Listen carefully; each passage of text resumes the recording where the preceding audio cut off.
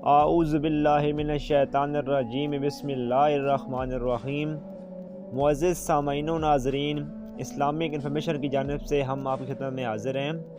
ہمارا جو آج کا موضوع ہے وہ بیوی کے حقوق ہیں۔ اللہ تعالیٰ کا ارشاد گرامی ہے کہ جس طرح مردوں کا حق عورتوں پر ہے اس طرح عورتوں کا بھی حق مردوں پر ہے۔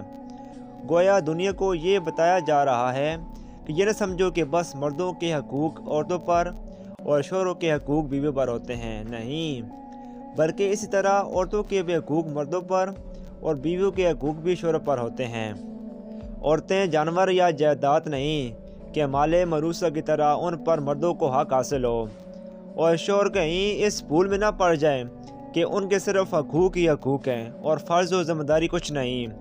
فرائض ان پر بھی اس طرح عائد ہوتے ہیں جس طرح ان کی بیویوں پر۔ اس طرح بیوی بھی کہیں اس خوش فہمی میں نہ رہیں خدمت کرنا ہمارا کام نہیں، یہ کام مردوں کا ہے، ہمارا کام خدمت لینا ہے۔ مرد عورت دونوں کو حکم ہے کہ وہ ایک دوسرے کے لیے مخلص اور وفادار رہیں، ایک دوسرے کے لیے پردہ پوش، ایک دوسرے کی زینت اور ایک دوسرے کی تکمیل کا ذریعہ ہوں، اور ایک دوسرے کی معاشی اور معاشرتی کمی میں کمال کا وسیلہ بن کر رہیں۔ اکثر عورتوں میں ضد اور ہٹ ہوتی ہے۔ مرد کو چاہیے کہ اس کی ضد کے مقابلے میں سختی اور روشنی سے کام نہ لے۔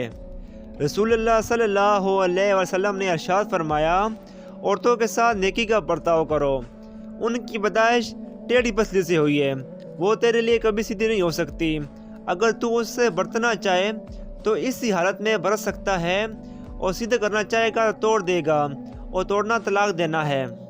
مسلمان مرد اپنی مسلمان بیوی سے بغض نہ رکھے۔ اگر اس کی ایک عادت بری معلوم ہے دوسری پسند ہوگی، یعنی عورت کی ساری ہی عادتیں خراب نہیں ہوں گی، جبکہ اچھی بری عادتیں اور ہر قسم کی باتیں ہوں گی۔ مرد کو یہ نہیں چاہیے کہ خراب عادت کو دیکھتا رہے، بلکہ بری عادت سے چشم پوشی کرے اور اس کی اچھی عادتوں پر نظر رکھے۔ حجۃ الوداع کے مشہور خطبے میں حضور اکرم صلی اللہ علیہ وسلم کا ارشاد گرامی ہے، اے لوگو، عورتوں کے بارے میں نیکی اور بھلائی کرنے کی وصیت فرماتا ہوں، تم میری اس وصیت کو قبول کرو۔